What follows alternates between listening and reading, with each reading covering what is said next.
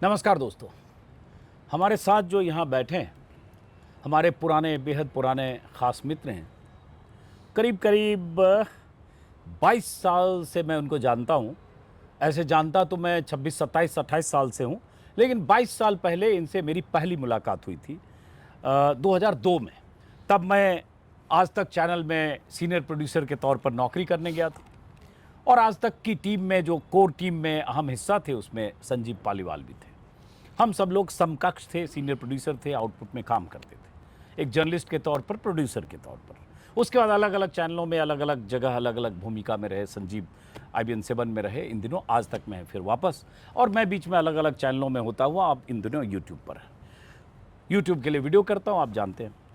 लेकिन कई बार होता है कि आदमी जिस रूप में उसकी पहचान होती है, उस पहचान के कई लेयर होते हैं और अचानक उसकी नई पहचान बनती है, या वो आदमी नई पहचान बनने के लिए कुछ नए जतन करता है। तो मुझे पता नहीं था जब इनसे मिला था, एक संजीदा सा आदमी, कम बोलने वाला, हंसता मुस्कुराता सा, जिसके भीतर क्राइम वाली या क्राइम की स्टोरी पढ़ने की भी कोई प्रवृत्ति मुझे नहीं दिखती थी। जैसे हम लोग बाय नेचर थोड़े तल्ख हैं, रूखे हैं, रूड हैं, कई बार लोग एरोगेंट भी मानते हैं, एग्रेसिव मानते हैं। ये बड़े सॉफ्ट स्पोकन से थे। तो अभी 2-3 साल पहले पता चला कि इन्होंने कोई क्राइम थ्रिलर उपन्यास लिख दिया। तो मैं चौंका, संजीव पालीवाल और क्राइम थ्रिलर, कोई रिश्ता नहीं बनता है। ठीक है, कोई अगर लव स्टोरी लिख दें तो समझें। फिर उसके बाद पता चला दूसरी लिख दी, फिर पता चला तीसरी लिख दी, और आज ये चौथी लेकर आए। और अभी मैंने पढ़ा नहीं है, इसका नाम है मुंबई नाइट्स। इसके पहले पहली शायद नैना लिखी थी न्यूज़ चैनल के अंदर की दुनिया पर, और उसके बाद एक पिशाच लिखी और एक इश्क नहीं आसान। तो ये चौथी किताब लेकर ये आ जाए। मैंने पढ़ी नहीं, पहले बता दूं, लेकिन क्राइम थ्रिलर है और मेरे पुराने मित्र हैं। अब मैंने पढ़ी नहीं ये किताब, लेकिन मुझे लगा कुछ बात की जाए, चूँकि किताबों पर बात करने का कुछ सिलसिला शुरू करना चाहता था। होता यह है कि पहले नमस्कार तो किया नहीं, आप कोई ज़रूरत नहीं है उसकी। लगेगा कि आदमी भाषण दे रहा है, परिचय करा दिया और हेलो भी नहीं लिया। होता यह है कि किताब की पर बातचीत किताब पढ़ के की जानी चाहिए।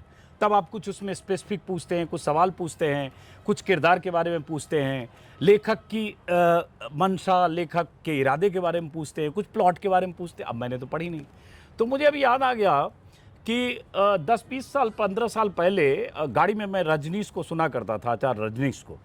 तो सुनते हुए जा रहा था वीडियो ऑडियो फॉर्म में, टेप में, कैसेट में, 20 साल हुआ होगा शायद। तो उसमें मुल्ला नसरुद्दीन का किस्सा सुना रहे थे रजनीश, और उन्होंने कहा कि एक आदमी ने किताब लिखी, कोई किताब लिखी, और उसके बाद किताब पूरी हो गई, उसका किताब का नाम वो नहीं लिख पा रहा था, नाम सोच नहीं पा रहा था, जो भी किताब का लेखक था।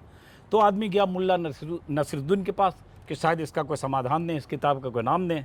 बकौल रजनीश, मुल्ला नसरुद्दीन की कहानी। तो मुल्ला ने पूछा कि इस किताब में ढोल का जिक्र है? तो उस बंदे ने कहा नहीं। नगाड़े का जिक्र है? तो नहीं। तो मुल्ला नसरुद्दीन ने कहा इसका नाम रख दो, न ढोल न नगाड़ा। तो आज मेरी स्थिति यही है कि किताब में क्या है मुझे नहीं पता, लेकिन किताब के लेखक से बात करेंगे, इसलिए क्योंकि ये एक पत्रकार थे, एक एंकर थे क्या हैं, और उसके बाद अचानक क्राइम और थ्रिलर उपन्यास लिखने वाले लेखक। हम लोग कॉलेज के दिन थोड़ा जो बोलने की ज़्यादा आदत है, बहुत सारे लोग मेरे बारे में बोलते हैं, बहुत लंबी भूमिका बोलते हो, तो अब वो क्या है, फितरत है, हम भी बाज क्यों आए। तो कॉलेज के दिनों में हम लोग मुझे लगता है किताबें कम पढ़ते थे कोर्स की, और राम रहीम, राजन इकबाल सीरीज, ये सब पढ़ते थे स्कूल के दिनों में। कॉलेज में गए तो चुपके चुपके कर्नल रंजीत, वर्दी वाला गुंडा, वेद प्रकाश शर्मा नाम था, और ऐसे सुरेंद्र मोहन पाठक, ये सब कॉलेज के ओम प्रकाश शर्मा, ये सब पढ़ते थे। उसके बाद बीच का ये 30 साल है जब क्राइम थ्रिलर मैंने बिल्कुल नहीं पढ़ा, एक भी नहीं। इनका थोड़ा सा पहला दूसरा पढ़ा, चूँकि न्यूज़ रूम से जुड़ा हुआ था। तो अब बहरहाल, तो अब ये क्या है ये मामला मुंबई नाइट्स? मुंबई नाइट बता दूं, पर पहले आपने मुझसे कहा ना कि हम शायद पहले 2001 में मिले थे, शायद एक नहीं, दो में मिले थे। 2 में आज तक तो मैंने 22 बरस हो गए। हाँ। तब तो मैं कुछ लिखता नहीं था, पढ़ता ज़रूर था। और एक्चुअली मैंने जो ये लिखना शुरू किया उसकी वजह आप हैं। आपको इस बात का अंदाज़ा नहीं है। आपको याद है कि आपने ये विशेषांक निकाला था? ये कहाँ से आई है? ये आपको याद नहीं है? हाँ, मुझे खूब याद है, मेरे पास 20 ये विशेषांक किसने निकाला था? हाँ, राजेंद्र यादव और हमने आपने निकाला था। हाँ। ये आपको उस दिन झक चढ़ी थी, तो आपने कहा इस देश के जितने संपादक हैं, टीवी में काम करने वाले लोग हैं, सबसे मिलके कहानियां लिखवाई जाएं न्यूज़ रूम की। तो न्यूज़ रूम की ये फिक्शन कहानियां आपने लिखवाई थी। हम्म। आपकी भी एक कहानी है इसमें, आप कहें तो मैं उसे पढ़ के नहीं सुनाऊं? मुझे याद है, मुझे है याद ना? है, मुझे अगर याद है, आपको मुझे याद हाँ। नहीं है हाँ हाँ, मुझे याद है। तो जो मेरा पहला लिखने का मुझे लगा कि मैं कुछ लिख सकता हूँ, वो आपकी जिद पे लिखा था। अच्छा, अब मैं ये भूल चुका था। ये बात मुझे अब सुबह ये जब सुन मैं के कोई कहेगा कि आप- दोनों की तुकबंदी है, तू मुझे पंत जब कहो, मैं मैं तुझे सुबह निराला। आपसे बात कर रहा था और जब आप मुझे ये बता रहे थे कि फिक्शन कितनी बकवास चीज है, आपको ऐसा नहीं फिक्शन में मजा नहीं आता है। नहीं नहीं, फिक्शन में नहीं, मैंने कहा क्राइम फिक्शन में। फिक्शन कहिएगा तो लोग कहेगा ये तो अनपढ़ कुपढ़ आदमी है, फिक्शन पढ़ता हूँ। क्राइम फिक्शन कम पढ़ता हूँ, मैंने कहा ही तो कि 30 साल से तो मैंने मुझे नहीं याद आया कि यार इस इंसान ने कम से कम 20 लोगों के पीछे पढ़ पढ़ के उनसे कहानियां लिखवाई थी। अब इस कहानियों में नाम भी आप ही बता दीजिए किस किस ने लिखवाई थी आपने। मैं क्या बताऊं? अजीत अंजुम, विजय विद्रोही, रविंद्र त्रिपाठी, मुकेश कुमार, शाजी जमा, संगीता तिवारी, प्रियदर्शन, गोविंद पंतराजू, राजेश बादल, विनोद कापड़ी, राणा यशवंत। मतलब किसको आपने संजीव छोड़ा? पालीवाल, संजीव पालीवाल भी हैं, आशुतोष। पंकज श्रीवास्तव, आशुतोष, तमाम लोग हैं ये। परवेज अहमद, रवीश कुमार की भी कहानी है इसमें। हाँ, रवीश है ने ना? पहली बार मेरे कहने पर, एक्चुअली मैं पीछे ही पड़ गया था, 1 महीने तक आप रवीश से बात सबके करता पीछे रहा। पड़े रहे, आप सबका खून पी गए थे। तो जो आपने मुझसे कहा ये मैं हाँ, 2006 की बात है शायद। 2006 की, तो ये है वो किताब जिसमें तमाम लोगों की कहानियां। तो मैंने पहली कहानी, पहला फिक्शन यहाँ से आया, वो भी क्योंकि आपने कहा था न्यूज़ रूम लिखना है, तो न्यूज़ रूम की कहानी लिखी गई थी। इसका नाम है वक्त है एक ब्रेक का। क्योंकि और एंकर्स यही बोलते थे, वक्त है एंकर एक ब्रेक का। ब्रेक का। आज तक का ही था ये खबरिया स्लोगन। चैनलों की कहानियां हैं। राजेंद्र यादव जी ने इसको संपादित किया था और आप भी संपादक थे और रविंद्र त्रिपाठी संपादक हैं इसके। तो 3 लोग संपादक थे। तो ये सिलसिला जो शुरू हुआ है, आप कह सकते हैं 2008 में ये कीड़ा आपका लगाया हुआ। अरे गजब, ये तो मुझे पता है। अच्छा, क्या हुआ? देखिए, यही लगता है झोले में लेके आए थे कि झोला कहाँ गया आपका? यही है। ये कुछ एक झोला में रखे हुए थे पीछे, सीट कुर्सी के पीछे झोला दिख रहा था छोटा सा। मैं कह रहा ये फ्रेम में झोला खराब लग रहा है, झोला हटाइए आप। तो उन्होंने कहा नहीं, झोले में कुछ है, कोई दिक्कत नहीं है। फिर ये लगता है झोला से निकाल के यहाँ रख दिया। अब देखिए लोग कहेंगे फिक्सिंग है, पहले दरअसल मुझे नहीं पता था कि लेके आने वाले। आप भी भूल चुके थे कि ऐसा हाँ, भी कुछ मतलब हुआ था। अभी अचानक मुझे ध्यान नहीं था। इसके बाद आपने कोई कहानी नहीं लिखी होगी? नहीं, मैंने नहीं लिखी कोई। और ये उस समय वो दौर था जब टेलीविज़न चैनल में जो कुछ हो रहा था, ख्याल आया कि टेलीविज़न चैनल की आंतरिक दुनिया पर कहानियाँ लिखी जाए और लिखवाई जाए। सच ये है कि जिन सब ने कहानी लिखी उन सब से 3-4 महीने तक बहुत फील्डिंग की हमने, बहुत फ़ोन कर करके अंत में लिखा। खैर वो एक तो ये इतिहास कहानी है। है। और इसको राजकमल ने छापा था। पहले हंस में संग्रह आया था, उसको राजकमल ने छापा था। ये उस दौर की कहानी थी। तो ये अब उसके जब बाद आपसे हम बात हुई सुबह, तो मैंने खोजा इसको, मुझे मिल गया। मैंने कहा आप लेके चलता हूँ, दुनिया को बताता हूँ कि आपने भी एक कहानी लिखी हुई है।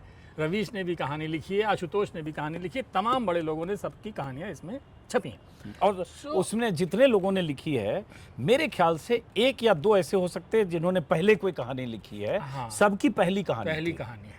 बहरहाल तो- हाँ, मुद्दा उसका का तो नहीं है। ये मुद्दा वक्त है एक ब्रेक का हो गया। हम्म, उसके बाद मेरे दिमाग में कीड़ा आ गया। हम्म, तो मैं सोचता रहा क्या कहानी लिखूं, क्या कहानी लिखूं, कहानी नहीं मिल रही थी मुझे। सडनली मुझे एक दिन कहानी मिली न्यूज़ रूम की, हम्म, जो नैना के रूप में सामने आई। हम्म, ये घटना भी न्यूज़ रूम की, ये पूरी कहानी न्यूज़ रूम के चैनल के अंदर की। एक्चुअली जो मेरी शुरुआती दोनों किताबें हैं, ये दोनों किताबें, अगर आप न्यूज़ चैनल देखते हैं और आप ये जानना चाहते हैं कि न्यूज़ रूम के अंदर क्या होता है, किस तरीके से न्यूज़ डिसाइड की जाती है, एंकर कैसे बातें करते हैं, हम किस भाषा में बात करते हैं, क्योंकि मुझे ये लगने लगा था कि हिंदुस्तान में जितना सिनेमा बनता है, जितना OTT सीरीज़ बनती है, उनको नहीं पता न्यूज़ रूम में काम कैसे होता है। किसी को नहीं पता हिंदुस्तान के न्यूज़ रूम कैसे वर्क करते हैं, टीवी के खास तौर से। अखबारों के ऊपर तो न्यू दिल्ली टाइम्स और तमाम फिल्में उस दौर में बन चुकी थी, लेकिन टीवी पे किसी ने ऑथेंटिक सीरीज़ नहीं बनाई। ये पीपली लाइव भी बनी, लेकिन वो भी एक मजाक पिक्चर थी, वो भी सीरियस टेलीविज़न नहीं था। हाँ, लेकिन टेलीविजन में जो हो रहा था तमाशा, वो उसको दिखाया, एक्सपोज किया तमाशे अपने को अंदाज। एक्सपोज हाँ। किया था, लेकिन इंटरनल कैसे काम होता है ये उतना नहीं था। होने को तो इसमें जो राजू हिरानी की दूसरी पिक्चर बनी थी, उसमें भी था। कौन सी पिक्चर, 3 इडियट्स के बाद जो फिल्म बनाई थी जिसमें सुशांत सिंह राजपूत और आमिर खान था, मुझे नाम नहीं याद आ रहा। एलियन खैर, वाली, क्या नाम था उसका? गोला वाली? पीके हाँ, गोला पीके में, इस उसमें भी गोले टीवी वाले, था। हाँ। लेकिन न्यूज़ टेलीविजन था, पूरा ड्रामा क्रिएट किया था। लेकिन ये दो जो किताबें हैं, अगर किसी को ये जानना हो कि न्यूज़ रूम कैसे काम करते हैं। ये दो किताबें ये दो इधर किताबें। बताइए ना तो लोग जानेंगे। ये 2 किताबें, इन दोनों किताबों में ये है फिक्शन, हाँ। ये कोई सच्ची घटना नहीं है। इसके अंदर मुझसे लोग तमाम पूछते हैं कि नैना की हत्या हो गई, क्या नैना की सच में हत्या हुई थी, क्या कोई ऐसी एंकर थी? नहीं, ऐसी कोई एंकर नहीं थी, किसी की हत्या नहीं हुई है। ये महज मेरे एक दिमाग की उपज थी। लेकिन उसकी वजह ये थी कि जब मैं टीवी देखता हूँ, कोई OTT सीरीज़ देखता हूँ, तो मुझे इतना गुस्सा आता है कि यार तुमको नहीं पता है, तुम जो टीवी दिखा रहे हो। तो एक घटना एक दिन मेरे को नज़र आई, तो मुझे लगा कि इस घटना के ऊपर मैं एक कहानी लिख सकता हूँ। और जब मैंने लिखना शुरू किया तो वो निकल के आई नैना। और नैना सबकी दुलारी है आज की तारीख में। फिर नैना से क्या हुआ, जब मैंने नैना लिख दी तो नैना में कुछ, क्योंकि मैं नया था, मैंने कोई उपन्यास कभी पहले लिखा नहीं था, ये मेरा पहला उपन्यास था। ये ऊपर वाले की दया से ठीक ठाक चल गया, आप लोगों के भरोसे की बदौलत। कुछ सवाल छूट गए। अब वो सवाल आप यकीन नहीं करेंगे, सवाल मुझसे एक ऐसे इंसान ने उठाए जो कि पत्रकार है, जिसकी कहानी इसमें है। उसने मुझसे 3 सवाल पूछे। उसने कहा तुम्हारी इस किताब में इन 3 सवालों का जवाब नहीं मिला। अब मैं बहुत चक्का कि यार ये तो मुझसे बड़ा लेखक है। मैंने कहा बात तो तुम सही कह रहे ये हो। नाम बता सकते हो? हाँ क्यों नहीं, आशुतोष। अच्छा, ओके। हाँ। आशुतोष ने मुझसे कहा इन 3 सवालों का जवाब नहीं मिला यार, छूट गया। फिर मैं सुरेंद्र मोहन पाठक से मिला। सुरेंद्र मोहन पाठक ने कहा उपन्यास वो होता है जिसमें को हर सवाल का आप जवाब दे दें, कोई सवाल अधूरा नहीं छूटना चाहिए। अब वो बात मेरे दिमाग में बैठ गई, मैं बेचैन हो गया कि मैं क्या करूं, कैसे उपन्यास पूरा करूं। अब वो सवाल के जवाब तो देने हैं। महीना बीता, 2 महीना बीता, 3 महीने के बाद अचानक मुझे एक फेसबुक पोस्ट नज़र आई। मैंने वो फेसबुक पोस्ट पढ़ी और मेरे दिमाग में एक आइडिया आ गया। मैंने उस आइडिया को, उस एक फेसबुक पोस्ट को, जो इस पे लिखा भी है, एक फेसबुक पोस्ट कई हाई प्रोफाइल मर्डर, उसके बहाने पूरी कहानी लिख दी। और जो सवाल आशुतोष ने मुझसे कहे थे कि इन 3 सवालों का जवाब नहीं मिला, उन तीनों सवालों के जवाब इसमें दे दिया और कहानी आगे बढ़ गई। सो फिक्शन ऐसे भी लिखा जाता है। दरअसल फिक्शन ज़रूरी नहीं है कि पूरा फिक्शन ही हो, आप आसपास की दुनिया से किरदार और घटनाएं उठाते हैं, उसको फिक्शनलाइज कर देते हैं। तो ये 2 किताबें, तो ये 2 किताबें हुई। अब चूंकि नई किताब इनकी आई है, मुंबई नाइट्स। तो जैसे क्या होता है क्राइम फिक्शन में भी, क्राइम उपन्यास जो होता है सीरीज में भी, सस्पेंस बहुत इंपॉर्टेंट होता है, थ्रिल सस्पेंस जो भी है, एक्शन।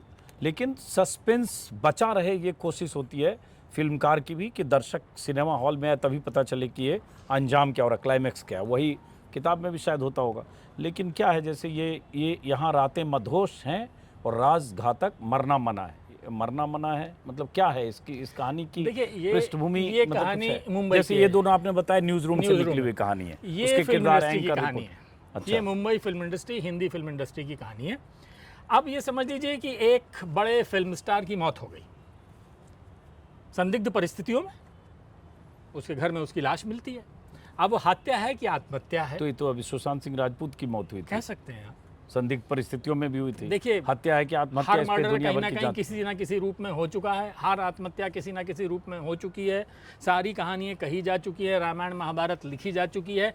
हर घटना का, कहानी का रेफरेंस कहीं ना कहीं मौजूद है, उपलब्ध है।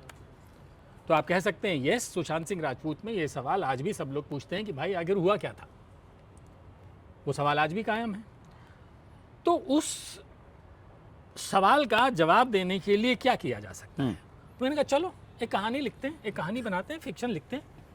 उसका, इस कहानी का सुशांत सिंह राजपूत से कोई लेना देना नहीं है, क्योंकि ये महज मेरे दिमाग की उपज है। इतना टीवी पर चला, सब कुछ चला, सब हंगामा हुआ, पूरे देश में देखा, तो मैंने बैठे बैठे वर्दी वाला गुंडा की अगर आप बात कर रहे थे, राजीव गांधी की हत्या से रिलेटेड था, उस तरीके की घटना पूरी उन्होंने क्रिएट कर दी थी। तो ऐसे ही जो लेखक होता है वो क्या करता है, वो देखता है, बैठा बैठा सोचता है, और एक दिन एक सवाल खड़ा हो जाता है उसके दिमाग में, यार अगर ऐसा होता तो क्या होता, यूँ होता तो क्या होता। अब उसके ऊपर मैंने बैठ के पूरी फिल्म इंडस्ट्री की कहानी लिखी है, मेरे दिमाग की उपज है। जो तमाम सवाल हम सब लोग पूछते रहते हैं, यार इसने इसके लिए ये लिखा था, उसने उसके लिए ये कहा था, उसकी गर्लफ्रेंड के लिए ये हुआ, उसका अगर कोई बॉयफ्रेंड था तो क्या होगा, उसके घर के नौकर ने क्या किया होगा, या कोई भी दुनिया। मुंबई की में अभी पिछले दिनों आपने देखा होगा कि पुलिस कमिश्नर भी गिरफ्तार हुआ, मंत्री को भी, गृह मंत्री को भी जेल जाना पड़ा था, तमाम घटनाएं वहाँ घटी थी। तो कहने को बहुत कुछ है, हर जगह किसी भी राज्य में आप चले जाइए। तो मैंने एक कहानी बस ऐसी बुन दी कि एक फिल्म स्टार की मौत हो गई है, अब हत्या है या आत्महत्या है, उसके बहाने एक अपना संसार रच दिया है फिक्शन का। तो इसमें मतलब, लेकिन पढ़ने वाले को इसमें क्या मिलेगा? मतलब जैसे देखो क्या है, मैंने कहा ना कि 30 साल से मैंने कोई क्राइम थ्रिलर कोई ऐसा पढ़ा नहीं। मतलब आपकी वो नैना और पिशाच भी पूरा नहीं पढ़ा, पार्टली पढ़ा, लेकिन पढ़ा था पहला ख़ास तौर से नैना ज़रूर, क्योंकि न्यूज़ रूम बहुत कुछ दिखा।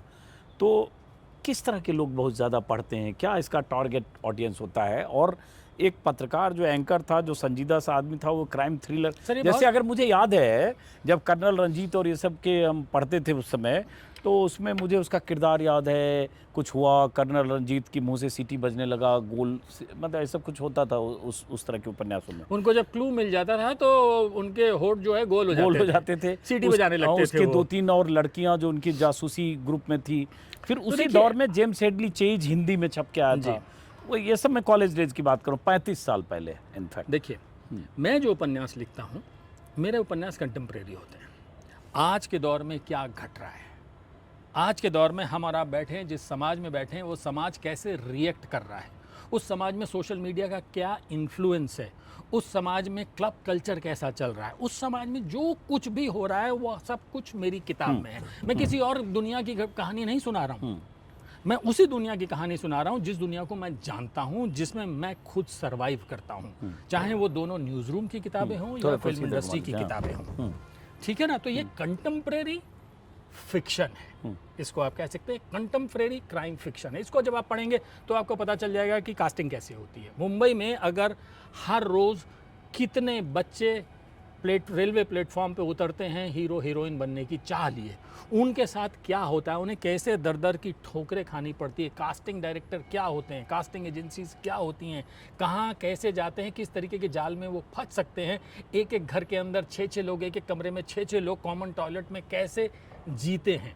तो वो जो दुनिया है ना, उसका खाका खींचा है मैंने। तो ये बताइए, जैसे बहुत सारे फिक्शन राइटर भी कंटेम्प्रेरी चीज़ों पर रिसर्च भी करते हैं, ताकि जो किरदार भले काल्पनिक हो, लेकिन उस किरदार को पढ़ते समय आप कहीं उसके समान खोज सकते हैं, या आपको लग सकता है ये ऐसा लग रहा है, ऐसा लग रहा है, इसमें इसकी छवि दिख रही है।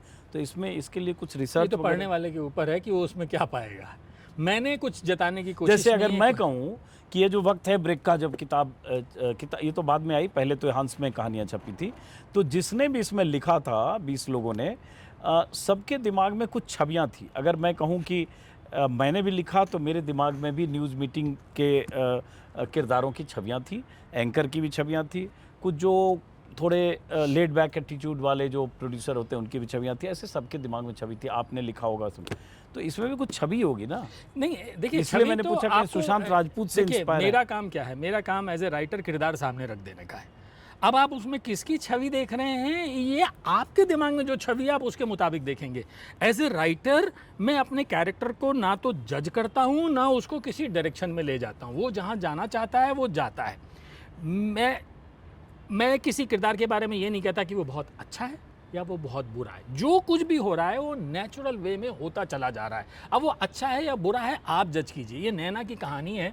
नैना का किरदार बहुत अच्छा था, शरीफ था, ईमानदार था या चरित्रहीन था, ये आपको जज करना है, मुझे नहीं जज करना। एज ए राइटर मैं अपने किरदार जज नहीं करता।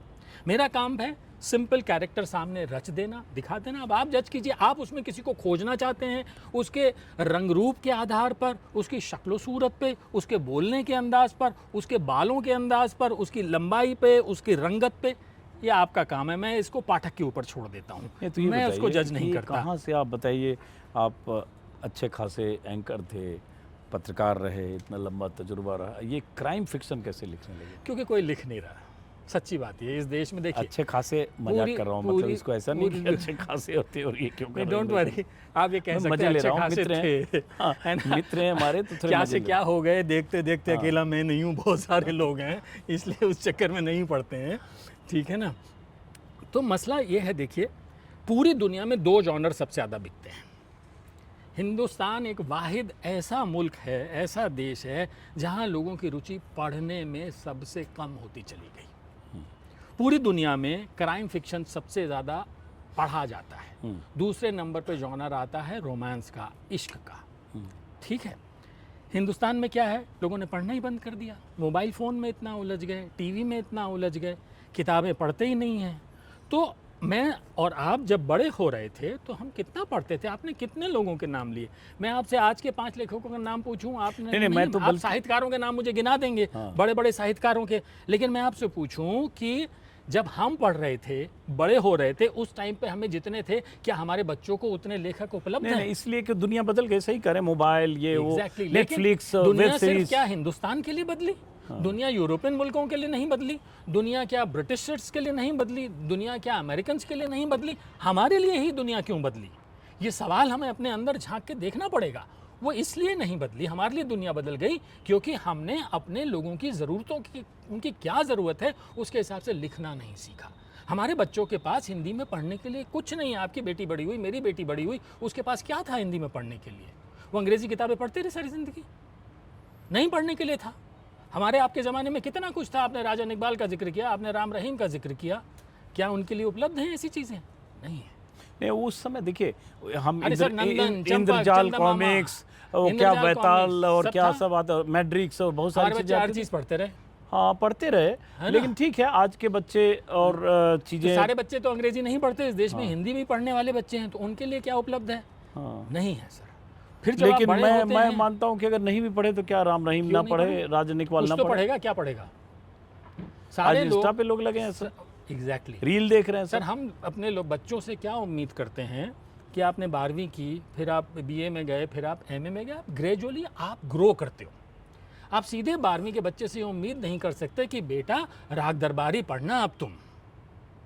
बच्चा बीए एमए कर लेगा, एक समझ विकसित होगी, तब जाके वो सब चीज़ें पढ़ेगा।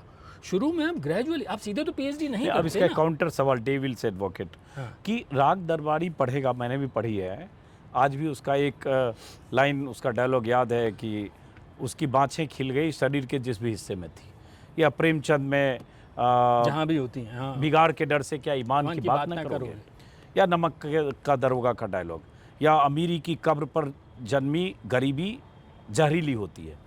ऐसे बहुत सारी चीज़ें उस समय की हमें याद है, तमाम साहित्यकारों के, उनकी किताब, वो हमारा हासिल है। लेकिन अगर मैं कहूँ कि मैंने उस समय सरला रानू पढ़ा, राजहंस पढ़ा, सुरेंद्र मोहन पाठक पढ़ा, वर्दी वाला गुंडा पढ़ा, और कुछ नाम मान लीजिए, कुछ अभी याद नहीं आ रहा मुझे, गुलशन नंदा बहुत चोरी छुपे, उससे मुझे हासिल क्या हुआ? एग्जैक्टली। धीरे धीरे ग्रो किया ना, आप बने इस लायक कि आप इसको क्या, श्रीलाल शुक्ल को पहचान सकें। उसने आपको वो समझ पैदा करने में मदद राही की। मसूम रजा पढ़ा, टोपी शुक्ला, एग्जैक्टली। तो इन किताबों में गुलशन नंदा ने आपको कुछ नहीं दिया, लेकिन आपको डेवलप होने के अंदर मदद दी। धीरे धीरे आप इस लायक बने, आज आप 40 साल के बाद, 30 साल के बाद बैठ के हम दुनिया के साहित्य के ऊपर बात कर सकते हैं। लेकिन उस दौर में हम ग्रो हो रहे थे, एकदम से नहीं बात है। आज चूंकि हमें उस समय देखते हैं अचानक हमें 10वीं या 11वीं में कोई दे देता राग दरबारी और श्रीलाल शुक्ला और आधा गांव, तो नहीं समझ में आता। तो थोड़ी समझ में आया, गुनाहों का देवता पढ़ लिया, मैं वही कह रहा हूँ। तो धीरे धीरे हम उस लाइफ, फिर हम लाइफ में क्या ना, हम फिर चीज़ों को फिल्टर करते चलते हैं। आपने उस दौर में कहानी लिख दी झोंक में आके, आज आपसे कोई कहानी लिखो तो भाई बकवास मत करो, टाइम वेस्ट मत करो। हाँ, सही बात। सो आप धीरे धीरे ग्रो करते हो, चीज़ें फिल्टर करने चाहिए। हमारे दिमाग में ना चीज़ें फिल्टर होती हैं कि ठीक है, अब हमने ये पढ़ लिया, ये हो गया। एक ज़माने में गज़ल बहुत पसंद आती थी, फिर कव्वाली पसंद आने लगी, फिर और गाने अच्छे पसंद आने लगे, तो आप धीरे धीरे आगे बढ़ते चले जाते हो। तो हर चीज़ की ज़रूरत है और वक्त के साथ वो फिल्टर होती चलती है। हमने क्या किया, ये तो ख़त्म ही कर दिया और फिर सीधे कह रहे हैं कि वहाँ जाओ, कूदो। तो इसलिए मेरी एक छोटी सी कोशिश है, मैं तो कोई बहुत बड़ा, चौथी किताब 5 साल में मेरी आई है, मैं वो कोशिश कर रहा हूँ वो ब्रिज रहे। लोग, पहली चीज़ तो ये कि पढ़ने की तरफ प्रेरित हों, वो सामने देखें यार ये किताब पढ़ी जा सकती है, अच्छा है। जब ये पढ़ेंगे तो कुछ और पढ़ेंगे, फिर कुछ और पढ़ेंगे, फिर कुछ और पढ़ेंगे। अभी कोई ऐसी चीज़ नहीं है जो उनको खींच के लाए किताबों की तरफ, ये मेरा अपना मानना है। वो एक खाली जगह थी। मैं जो पढ़ना चाहता था, मैं क्राइम फिक्शन बहुत पढ़ता हूँ, मैं पूरी दुनिया का क्राइम फिक्शन पढ़ता हूँ, अंग्रेज़ी में मिलता है मुझे, और तो कोई ज़बान आती नहीं, अंग्रेज़ी भी ठीक से आती नहीं थी, लेकिन पिछले 20-25 साल से पढ़ते पढ़ते पढ़ते पढ़ना खूब आ गया है। तो हिंदी में वो सब चीज़ें उपलब्ध नहीं थी, तो मुझे लगा मैदान खाली पड़ा है, लिखो, कोशिश करो। मैंने कोशिश की, कीड़ा आपने लगाया, बात तो ये बताइए, जैसे क्या होता है जब अंग्रेजी के क्राइम थ्रिलर लिखने वालों की बात करते हैं, जेम्स हेडली चेज और बहुत सारे, बल्कि वो शायद जो माफिया पे किताब लिखी गई थी, मारियो पुजो की किताब, हिंदी हम लोग याद आया अभी पढ़ी थी हमने, गॉडफादर कॉलेज डेज का ही रहा होगा वो, मारियो पुजो सर, वही याद कर रहा था। तो उनके जो ओरिजिनल राइटर होंगे उनको बहुत पैसे मिलते होंगे आज भी विदेशों में। यहाँ जो ये किताब लिखी जाती है हिंदी में, ये एक धारणा है और वो सच भी है, तथ्य के करीब है कि हिंदी राइटर्स को पैसे नहीं मिलते हैं। और किताब लिख के कोई आदमी साल में 4 किताब भी लिख ले, पूरा जोर लगाएगा तो एक साल में 4 बहुत हो गया, एक मेरे ख्याल से नहीं लिख पाएगा। अगर पूरा जोर लगा दे 24 घंटे, बहुत लिख पाए तो 2 किताब लिख के भी उसका सर्कुलेशन और उससे अर्थोपार्जन, वो भी एक बड़ा संकट है। स्वांत्य सुखाय के लिए अगर आप लिखना चाहें तो लिख लीजिए, आज की स्थिति ये है। लेकिन वक्त बदल रहा है। पिछले 5-7 सालों में, 8-10 सालों में मैंने वक्त को बदलते देखा है। कुछ राइटर आज की तारीख में ऐसे हैं जो लिख के, घूम के, जो अच्छा लिख भी लेते हैं, अच्छा बोलते भी हैं, वो पैसे कमाने लगे हैं और ग्रो कर रहा है ये मार्केट। ये जो पूरी तरीके से ख़त्म हो गया था, पिछले 10 साल में बदलाव आया। बदलाव नहीं आता तो मैं नहीं लिखता। और एक शायद ये भी आ गया कि OTT प्लेटफॉर्म आने की वजह से बहुत तरह के सीरीज आ रहे हैं, बहुत, जैसे अविनाश जो हम लोग के मित्र हैं, अविनाश दास ने, या मिर्जापुर है मान लीजिए, या वो जो बनी थी फैमिली मैन, या बहुत सारी ऐसे 50, बल्कि आप ये टॉप की बात कर रहे हैं, अगर बाकी OTT के 7-8 प्लेटफॉर्म में न जाने कितनी सीरीज, बहुत सारा कंटेंट चाहिए सबको, स्टोरीज कम होती हैं, तो जितना लिखेंगे, देखिए एक बार अगर आपकी किताब बिक जाती है, उस किताब पे कोई सीरीज बन जाती है तो आपका नाम हो जाता है, उसके बाद आपकी किताबें चलने लगती हैं। अभी क्योंकि शुरुआत हो रही है धीरे धीरे, मुझे लगता है आने वाले 5-10 साल के अंदर हिंदुस्तान में भी बड़े सेलिब्रिटी ऑथर्स होंगे। जैसे अंग्रेजी के अंदर आपको अमीश त्रिपाठी और चेतन भगत के नाम दिखाई देते हैं, और हिंदी में भी हैं ऐसे 3-4 नाम तो ऑलरेडी हो गए हैं, जिनके नाम से दिव्य प्रकाश दुबे, नीलोत्पल मृणाल, ये 2 नाम मैं ऐसे कहता हूँ, तीसरे सत्यव्यास हैं, नई वाली हिंदी के जो लोग कहते हैं, ये 3 नाम ऐसे हैं जो मुझे दिखता है जिनके नाम से किताबें बिकती हैं, लोग उनकी किताबों का, इवन मानव कौल उस तरीके से पॉपुलर राइटिंग में नहीं है, पर मृणाल और दिव्य प्रकाश दुबे, सत्यव्यास, ये पॉपुलर जॉनर में ही लिखते हैं, और मानव सीरियस राइटिंग में। लेकिन क्योंकि वो एक्टर हैं, उनकी रीच ज़्यादा हो जाती है, उसका एडवांटेज उन्हें मिलता है, लेकिन लिखते अच्छा है। अब जो ये है कि क्राइम में जो लोग लिख रहे हैं अभी, और कौन, जैसे आज भी हम सुरेंद्र मोहन पाठक का ही जिक्र कर रहे हैं, जो 35-40 साल पहले जिनको पढ़ा, आज क्राइम थ्रिलर में अगर देखें पिछले 10 साल में कौन नाम है? और एक तो मैं ही हूँ। गुड, ठीक, 5 साल से जो लिख रहा है, मैं ही हूँ। हाँ। उसके बाद 2 किताबें मनोज राजन त्रिपाठी ने लिखी हैं, एक का नाम कोड काकोरी, एक का नाम कसारी मसारी। अब कसारी मसारी भी कंटेम्प्रेरी फिक्शन है, हाँ, उसमें कुछ है ना, वो हालिया घटनाओं के ऊपर दिखता है पूरा, वो मिलेगा, तो वो भी कंटेम्प्रेरी फिक्शन है। एक किताब लकड़ बग्गा के नाम से एक साइको किलर के ऊपर सत्यव्यास ने लिखी है। एक किताब आने वाली है, कर्नल गौतम राजऋषि हैं, शायर हैं, उनकी किताब बस आने ही वाली है 2-4 दिनों में, हैशटैग के नाम से, क्राइम थ्रिलर। ये 5 लोग हैं जो मैंने आपको बता दिया, 3 और 1 4। अच्छे कौन लोग पढ़ते हैं? जैसे मैंने कहा मैं क्राइम थ्रिलर नहीं पढ़ता। आप नहीं पढ़ते, लेकिन यूथ तो है ना सर। वही मैं जानना चाह रहा हूँ, कौन, जैसे मैं पढ़ता था, लोग वेब सीरीज देखते हैं, वही मैंने कहा जैसे मैं पढ़ता था 40 साल पहले। अब आपकी उम्र नहीं रही ना ये सब पढ़ने की। तो वही मैं इसका टारगेट ऑडियंस, जैसे टारगेट राइटर 18 साल से 35 साल के बीच का यूथ है, जिसको हम चाहते हैं वो पढ़े, जो OTT सीरीज देखता है, जो नेटफ्लिक्स के ऊपर खोजता है, नॉर्डिक नॉयर आया क्या कोई, नॉर्डिक नॉयर मतलब स्कैंडिनेवियन जो कंट्री है वहाँ से निकल, उनका जो क्राइम है बहुत ग्रूसम होता है, बहुत डार्क होता है। तो अब वहाँ का क्या रीज़न है? क्योंकि वहाँ क्राइम नहीं होता, तो उनको क्राइम लिखने में मज़ा आता है, और इतना डार्क, इतना इंट्रीगिंग लिखते हैं वो कि आप कहेंगे यार ऐसे भी हो सकता है, ऐसे भी हो सकता है क्या? हमारे तो अखबारी क्राइम से इतना भरे रहते हैं, रोज़ आप देख लीजिए 2-2 पन्नों में सिर्फ क्राइम ही होता है। क्या है कि ये नहीं हुआ कि जैसे जब मैं अगर 80s की बात करूं, जब मैं मान लो ग्रेजुएट हो रहा था, या इंटरमीडिएट में मतलब था, 12th में पढ़ रहा था, 12th में, तो वो दौर जब था तो वैसी फिल्में भी बन रही थी, शान, जिसमें शाकाल जैसा करेक्टर हो, ऐसी अजीत, मैं भी अजीत हूँ, वो अजीत दूसरा अजीत, चरस जैसी फिल्में बन रही थी, शत्रुघ्न सिन्हा जैसे विलन के साथ वो जली को आग कहते हैं, बुझी को राख कहते हैं, उससे जो बारूद बने उसे विश्वनाथ कहते हैं। ये 40 साल 50 साल पहले का डायलॉग आज भी जहन में याद है। ऐसी बहुत सारी फिल्में बन रही थी, उसमें एक अजीबोगरीब क्राइम की घटनाएं, उसके बाद के दौर में वो आ गया था कुलभूषण। इमरजेंसी के बाद की बात कर रहे हैं, इमरजेंसी ये इमरजेंसी मैं 80s के बाद की भी बात करूं, जिसमें सदाशिव अमरापुरकर जैसे विलेन आने लगे और ये सब पिक्चरें जो तो प्राण, और तो उस समय की क्राइम थ्रिलर जो फिल्में आती थी वो भी हाँ कौन सा प्रतिघात, हाँ नाना पाटेकर वाली, बलमा बेईमान हमें समझाने आया, पटियाने आया, पॉलिटिकल जो गा रहा है, जिसमें मनहर भी है, मजहर खान जो उस पे वो शान थी, वो तो मजहर नहीं, खान नहीं, जिसके पैर कटे हुए थे, हाँ, वो शान का सीन। अच्छा कंफ्यूज किया, हाँ। तो प्रतिघात में नाना पाटेकर का याद आ गया। उसमें एक क्रिमिनल था बहुत दाढ़ी वाला, सदाशिव अमरापुरकर, नहीं सदाशिव दूसरा क्रिमिनल था, खैर जो विलेन था। खैर नहीं, मैं कह रहा हूँ कि उस समय ऐसी फिल्में भी बनती थी जिसमें बड़ा दृश्य खींचे जाते थे। गैंग जहाँ रहता था, डेन, उसका गुफा, उसका समंदर में हेलीकॉप्टर से लैंड करना, ऐसे छत खुलती है, उसमें नीचे चला गया, उसमें मल्टी लेयर, उसमें सुरंग में चला गया, वो सब चीज़ें उसी तरह के फिक्शन लिखे जाते थे। वेद प्रकाश शर्मा का इसलिए नाम लिया, सुरेंद्र मोहन पाठ, हम भी पढ़ते थे, सुरंग में लग रहा कहाँ जा रहे हैं, चौथे पन्ने में कुछ और। अब वैसे मेरे ख्याल से फिल्मों भी उस तरह से नहीं बन रही है। देखिए अब क्या हो गया है, मैंने जैसे कहा कि थोड़ा रियलिस्टिक हो गई हैं चीज़ें।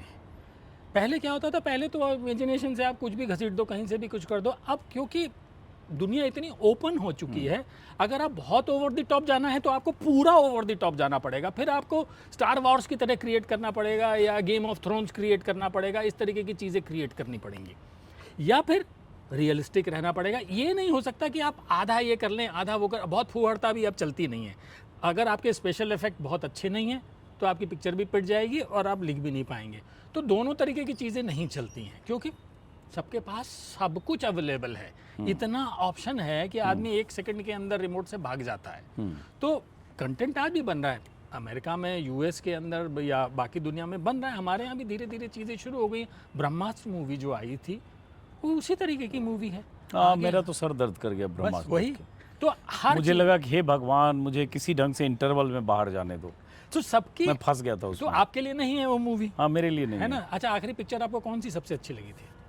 अब ये तो अभी 1 साल से फिल्म ही नहीं देखी है मैंने। रॉकी और रानी की प्रेम कहानी देखी थी आपने?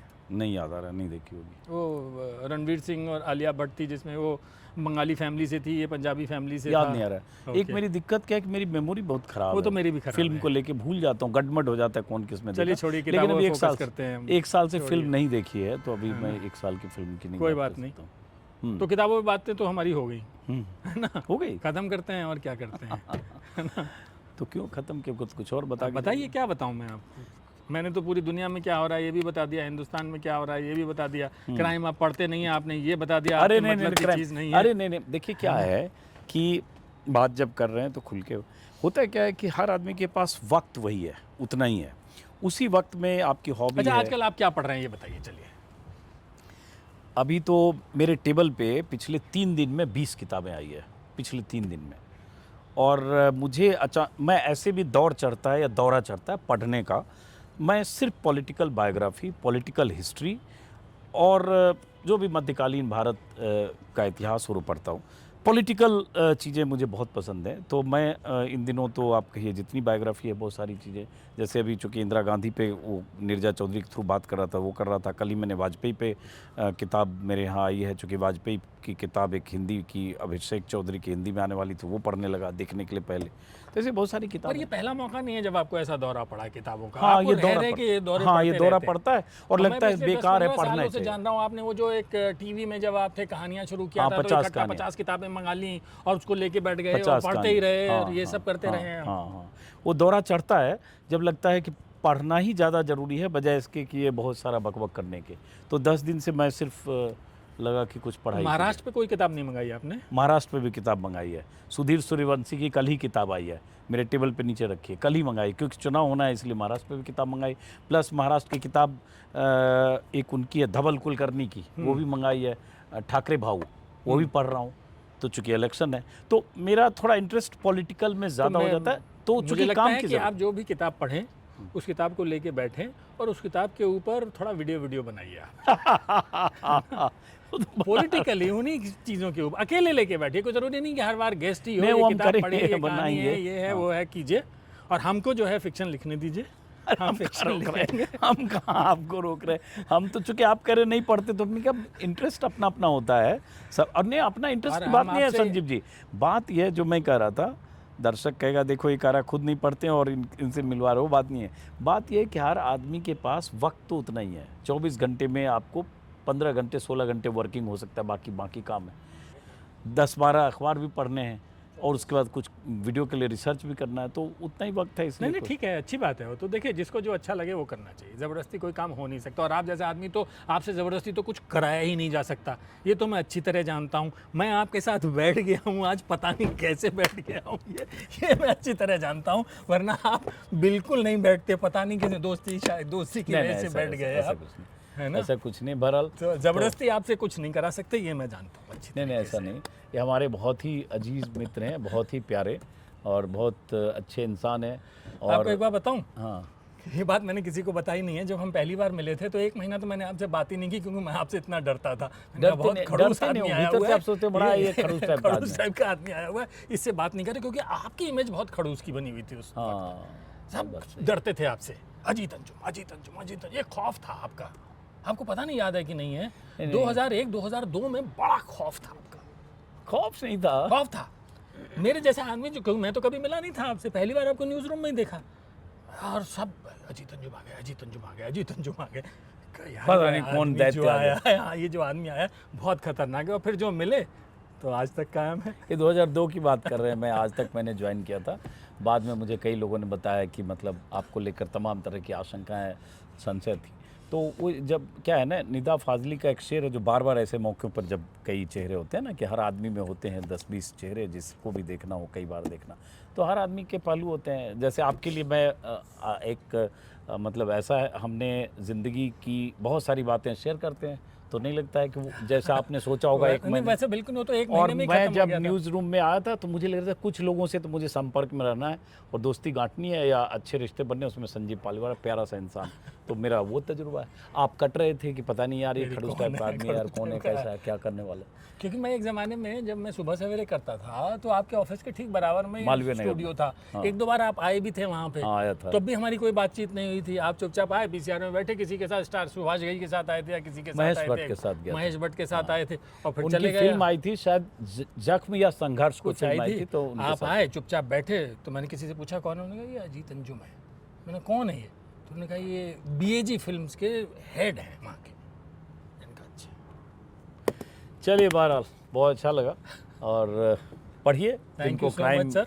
पढ़ने में दिलचस्पी है और थ्रिलर सस्पेंस लोग देखते पढ़ते हैं, और मैं कम पढ़ता हूँ, इसका मतलब ये नहीं कि मैं कुपड़ हूँ अगर इस मामले में, तो बहुत सब आदमी की अपनी अपनी दिलचस्पियाँ होती है। तो अगर दिलचस्पी है तो ये मुंबई नाइट्स बस नाइट्स है ना, ये सब पढ़िए। और नमस्कार है। Thank you. रोशनी कम हो रही है, सन डाउन हो रहा है, तो हम भी बातचीत खत्म करते हैं, अब चाय पियेंगे और नमस्कार है।